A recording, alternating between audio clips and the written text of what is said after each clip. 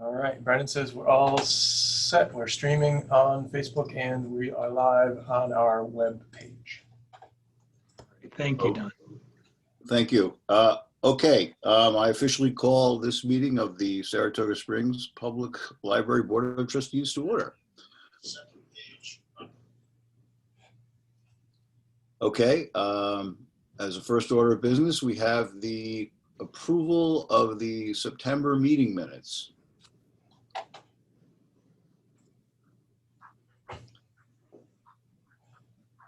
Has everyone had a chance to review them? Did anybody have anything to offer as far as changes? Terry? No? Okay, then I would entertain a motion to approve those minutes. I put a motion to approve the minutes. Second. And who seconded that? Kristen. Kristen, okay. All in favor of approving the October 13th, 2020 minutes, say aye. Aye. Anybody opposed? The minutes are approved. Let's move on to the financials. Approval of expenditures. The October prepaid checks, numbers 68344 to 68345, totaling $563.08. There's also the November warrants, 68346 to 68416, totaling $123,740.10. And then we have a supplemental November warrant check, 68417 of $60.87.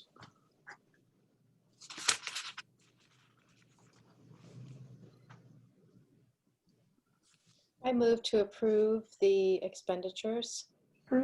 I seconded. All in favor? Aye. Aye.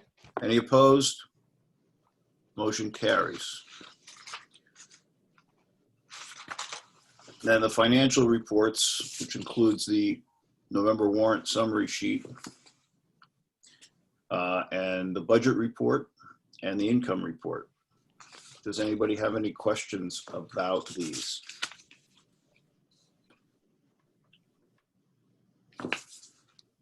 One thing I can point out to you, or a couple of things on the income report, is that you'll see under grants and aid at $10,093. What that is the sum total of our operating support from the state of New York. That's the local library support funds, which is passed through SALs. That's from this year's budget. Correct. Yeah. Yeah. So it's about The one-shot deal, right? Yes. Yep. And then the other thing that you might notice is that we started in October. We turned printing back on and photocopiers, and so this is the first time this year that since we are allowing people to use the computers, et cetera, that we have a little bit of income in copies and printing. And we also started accepting cash for, in addition to checks for overdue fines and fees. And so there's a little bit of income there for the first time. With respect to the budget report, is there anything we should be aware of with respect to the professional services? Apparently it's almost 80% of the allocated budget. I would say that we are very likely going to have to reallocate some. I mean, it is one of those budget lines that gets, it's heavy at the beginning, closer to the beginning of the year, because a lot of it is service contracts. Okay. But there are some upcoming expenses that will very likely put us over the top. So we will need to do some reallocation, and those specifically will be the fees for the auditor. And also, I suspect that as we as our personnel policies have to continue to change in response to the pandemic, that we may be paying more to lawyers to review those policies than we might have done in the past. But conversely, we might be saving some money in other areas. We are indeed. Okay.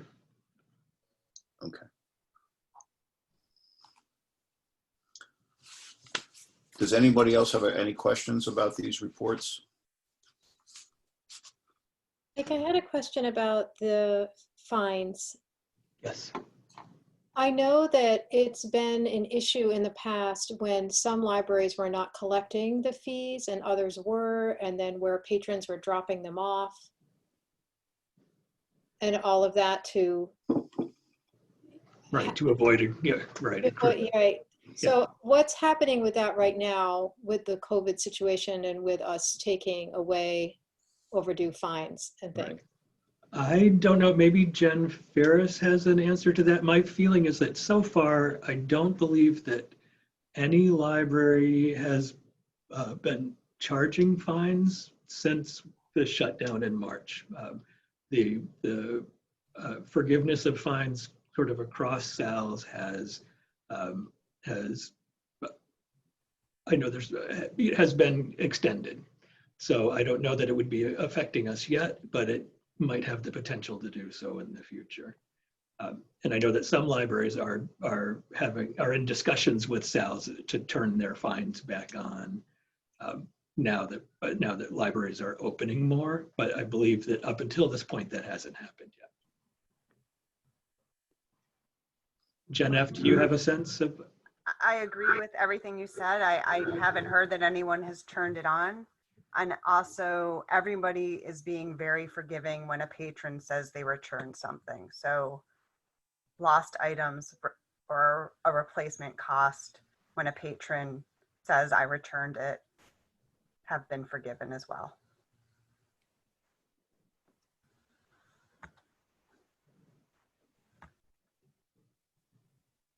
Anybody else know? Are there any other questions about these reports?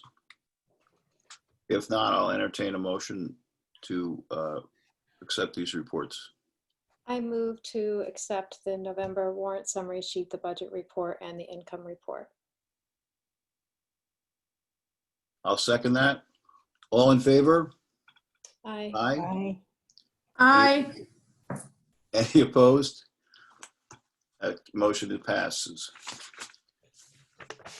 Next up is the President's report. I have nothing to report this month. Ike, do we have any comment from the public? We do not. And I assume we have no correspondence and communication. No, I suppose the only thing I might report is that we've been asked to respond to a survey from the city's police review commission. I'm not sure exactly what the exact name is, but it's about our relationship and our experience with policing in Saratoga Springs. I think 2 of our board members might be on that committee. Indeed, one of them sent me the link to the question. Okay, so are you going to respond to that? I will, yeah. Okay. Then we're up to your report. So my written report I didn't include in the packet here because I forgot. But the big things that we're talking about is what our status is of reopening, and these are things that are under old business as well. So beginning last week, Monday of last week, we reopened the children's room for browsing. In kind of our next step, we had a plan at that point to maybe allow some limited seating on the second floor, apart from places where people are allowed to sit and linger now when they have an appointment in the Saratoga room or at a computer. But given the uptick in virus cases across the country and locally, and the experience of some local schools that have had to go to remote and that, we decided to put a pause on that. So we do have all 3 floors of the library now open for browsing, but we have not reinstated any public seating beyond the computers at this point. That sounds very prudent.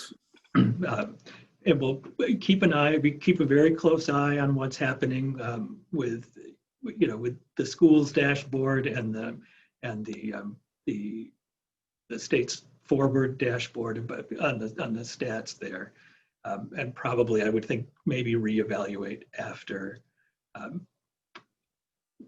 at least the Thanksgiving holiday. Ike, are the number of people allowed in still limited? It is. So when we opened the ground floor, we upped the number from 40 to 50, but I don't believe that we've ever had occasion to come close to that yet. Even though we've opened the children's room for browsing, we've kept the treehouse room closed, the toys locked away, and traffic there is very light. Same on the second floor, even though we're allowing computer appointments and Saratoga room appointments, traffic is very light. How's compliance?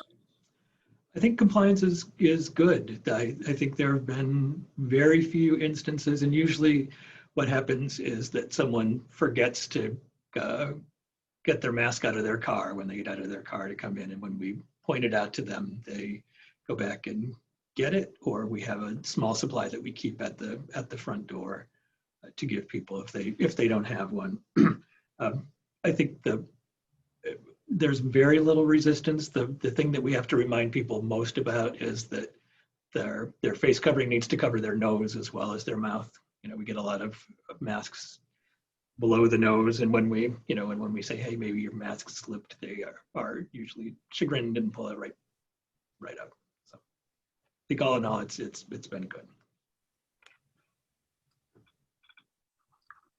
Katie, do you have any questions about it?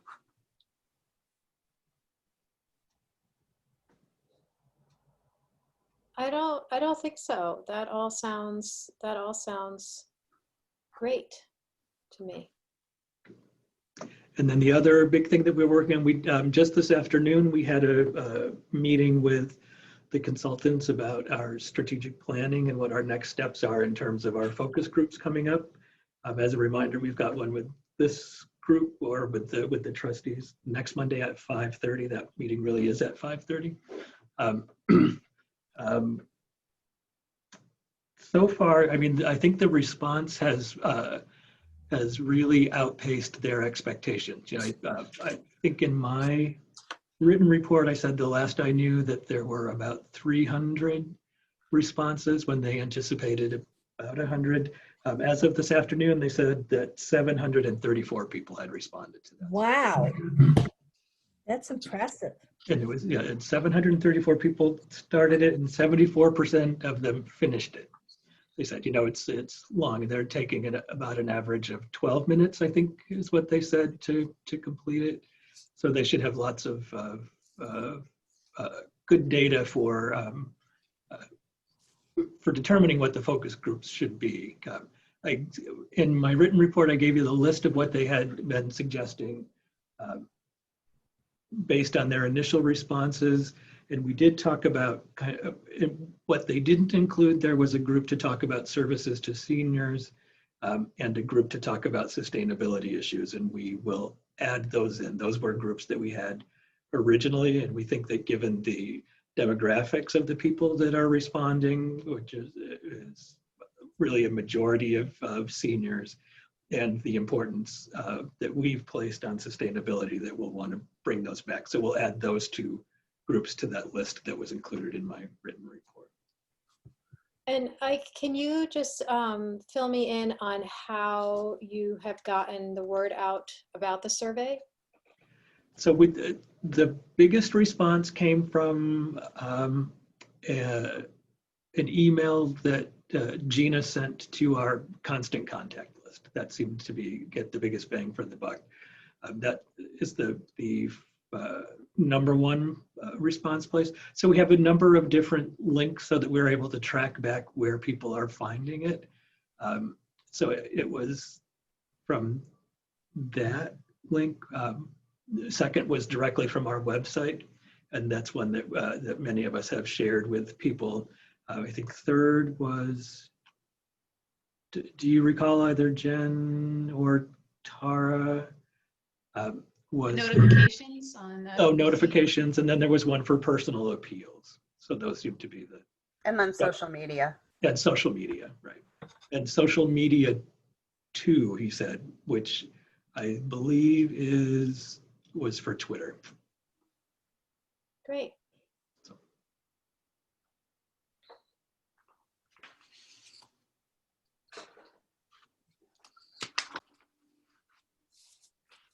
And I think that's what I have for that. For youth statistics, we're still trying to do something a little bit different here, since the way we've been tracking statistics doesn't really work so much in our current environment. But this just is to give you an idea of the 1,000,001 ways we're using Zoom to reach people with a variety of different programs, and to give you a notion of circulation trends. So as we get more open, our circulation is sneaking back up there. So we're now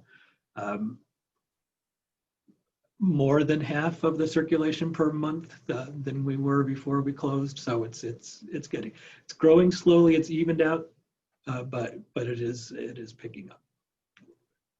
And then the social media report, we're still working on ways to distill that giant Agora Pulse report that you got. So to give you some good information, but to show you our reach. It's interesting to me how much the Instagram following has grown in Twitter as well.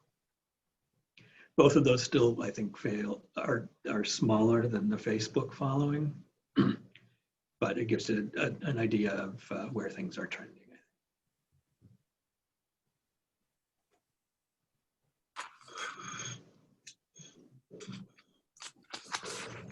Oh, here's my written report. Oh, so the other thing, right? The auditors were here. They did their field work and finished it up that week of October 19th. And one interesting result of that, I think Tara reported in her report, is that they made an adjustment to the way we were reporting our census to our actuaries for the OPEB liability. That's the post-employment retirement liability, or health insurance liability. And what we had been doing is reporting people who were currently eligible, or retirees who are eligible for the coverage from their first day of work rather than from their first day of becoming eligible to receive the health insurance benefit. We have a lot of people who have transitioned from part-time who are not benefit eligible to full-time, who that's when they become eligible for the benefit. So we had been kind of over-reporting, and the end result is going to be, it's definitely going to be in our favor. We paid to have the actuary redo the report because it's going to shave about $1 million, I think, off of our that bottom line for our liability. That's great. That's great. Yeah. Very good. And thanks to Tara for doing all that work and getting back in touch with the actuary. Thank you, Tara.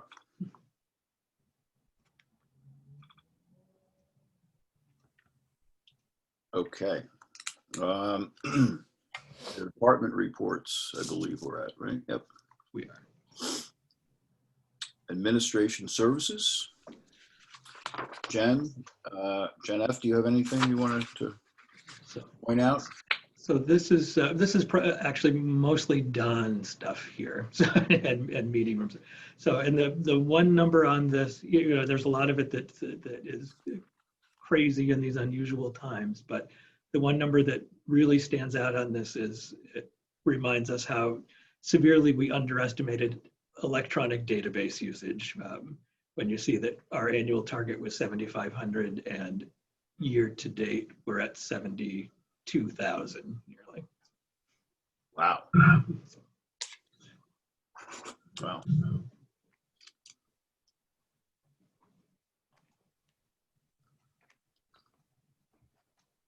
I have nothing to add to that report. Statistics that are somewhat meaningless. Okay. All right.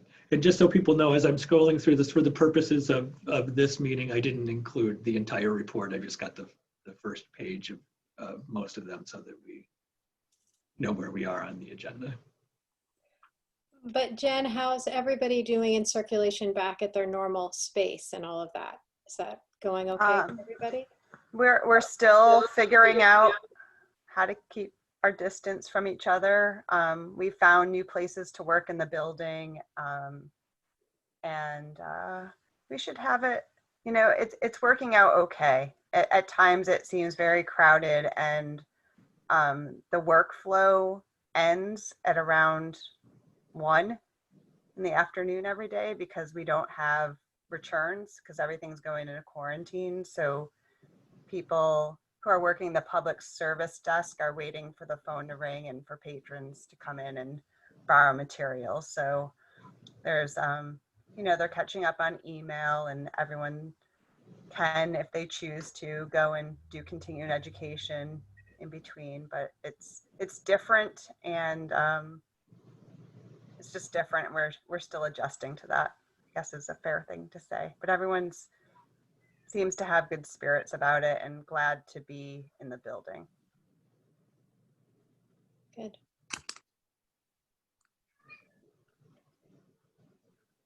Thank you. Is Laura here? Laura is here. Yep. No, is it here? There we go. I'm here, and I know you're going to ask the question that you asked Jen. We just opened. It's hard to say.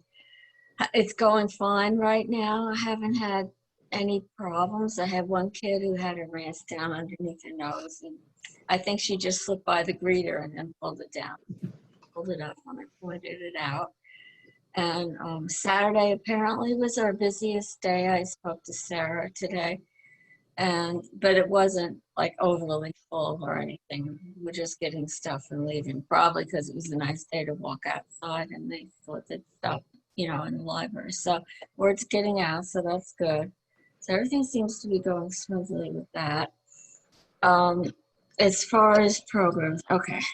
The library goes to town. We went to the firehouse, and that was really cool. And Sarah got to use her green background drop. So if you have a chance to take a look at it, it makes it look really professional when they do the videos. So Gina did a great job with that.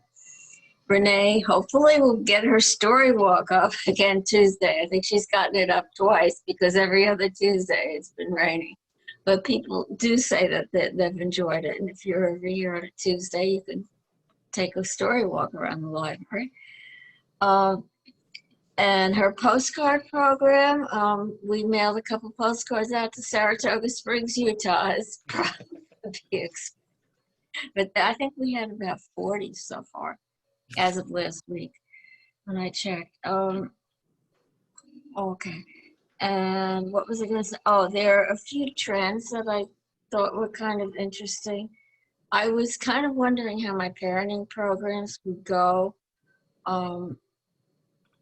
because I structured some to go in the middle of the day in the afternoon and some in the evening, as they usually are. And it didn't seem to really make a difference, but I guess it's hard to say because more parents are at home anyway now. So I don't know. I don't know when the ideal time is to have those, but probably a mix. And the other thing that was really interesting with the teen programs, I noticed it, and I'm sure it's happened with other things, but I particularly noticed it with them. Heather had a few programs, one of which was how to make false wounds on your face for Halloween and all kind of ghastly makeup and everything. And only 2 kids signed up, and I know that's usually a big hit in person. So she did a little video and popped it on the website.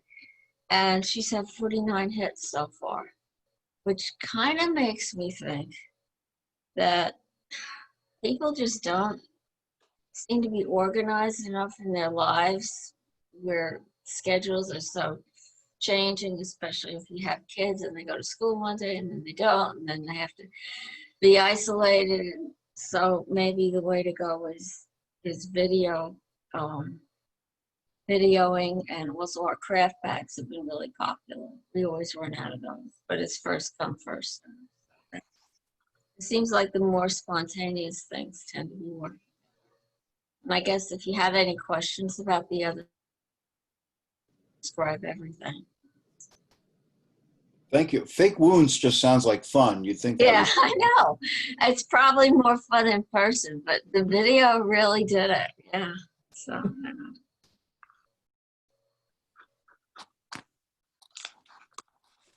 Well, you could watch the video. I might, I wish I'd known. Yeah, it's probably still up there. Thank you. Okay, Jen O, are you here? Yes, so it is still up there because I find myself watching a lot more YouTube lately, and the library channel pops up quite frequently. So I got to see Miss Sarah at the firehouse this week. It was awesome. Yeah, that's great. But as far as adult services, I would say, you know, in a lot of ways, no news is good news right now, just because things seem to be holding pretty steadily. The computer center has opened without much of a hitch. We haven't seen a whole lot of traffic, but you know, maybe 3 or 4 people at a time. So I think the concerns that we had that, you know, we had people waiting and stuff is not happening, but it's still meeting a need for those who do need the access to the computers and the internet. Caitlin's been working on a series of short videos to highlight some of the Saratoga room collections, which I think will be interesting for people to see exactly what's in that room. I know I've been amazed each time I speak with Lori and learn about something new that we have in there. So she's working on those. Trevor has been working with AARP to see what the possibilities are, again, for the tax assistance program this year. So that's in the works, but nothing has been finalized yet as to how we'll be able to do it, but it's he's working on that with them. And Chris continues to offer the wildly popular Adirondack and programs and the ASL programs. So those still seem to be big hits. Callie continued her Gen X Speak series at a look at 80s and 90s culture, which I think is always fun. And on the supervision front, we've started to do our feedback reviews again for both the full-time librarians and the library clerks. Chris and I, and that's about where things are, unless you have any questions or anything else you'd like me to go over in the report.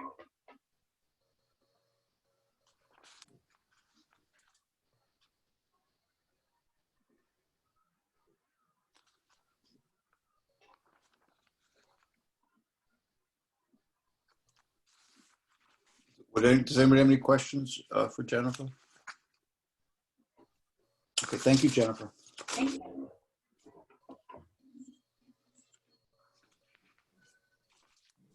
Tara? Don't have anything in particular to add to this report, but I'm happy to field any questions that anyone might have.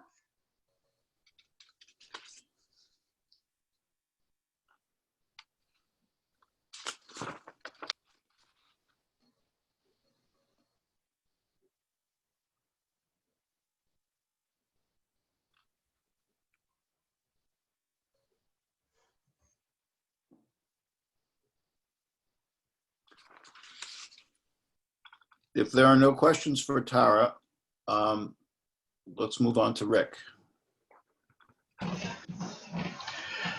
At this point in time, you can read about our boiler issue. That was a little surprising, but we're glad we found that issue early. And the biggest thing is in all our bathrooms, we're hands-free now. So that makes a huge difference. And other than that, to try to provide you some perspective on personal protective equipment and materials. I did a comprehensive inventory today, and based upon what I've seen, we haven't been that open that long, on all floors, and we have light usage.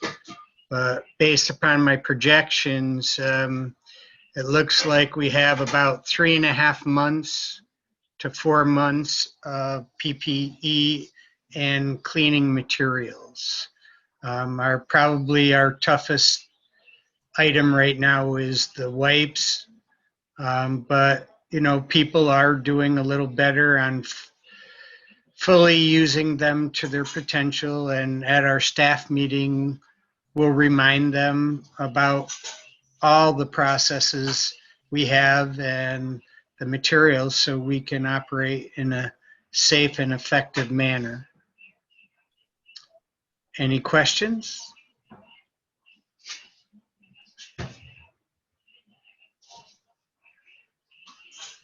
I have one question. Do you offer gloves to patrons coming in? We do not at this time. The only thing we offer them is a mask. We have hand sanitizer, and the biggest thing that you can do is wash your hands, and we remind people of that, staff and patrons. Katie, I'll just add too that at the computer center, we give every user a wipe as they sign in so that they can wipe down their station.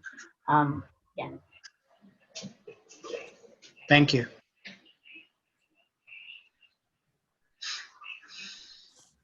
Thank you, Rick. All right, there are no committee reports that I'm aware of. Old business, Mr. Pulver. I think we covered these in my report, the reopening status and where we stand with strategic planning. Do we have any new business? We don't. I did mean to include in my report, I forgot the news about the final approval we received for this $225,000 grant from the Division of Library Development for the final stage of our mechanical upgrades. And I just got paperwork back in the mail today that reminds me that it was received in library development on October 24th, 2019. So the wheels of state education department turn slowly. Okay, I think we can adjourn then. The board is meeting, has a strategic planning session next Monday at 5:30. Yep, at 5:30, and I'll send a link for that. So. Okay. All right. Thank you. Or actually, it won't. If the link won't come from me, I'm sorry. It'll come from the consultants. So I'll give you some idea of what that email might look like, so that it in case it gets trapped in your spam filter. Okay. So the board will be in that working group. Right. Okay. And was there anything they wanted us to review or like before that session? I don't think there was. I think they're just anticipating kind of a free-flowing conversation. What they have is a slide deck to kind of prompt some discussion. Okay. Oh, okay. Is anybody else have anything else?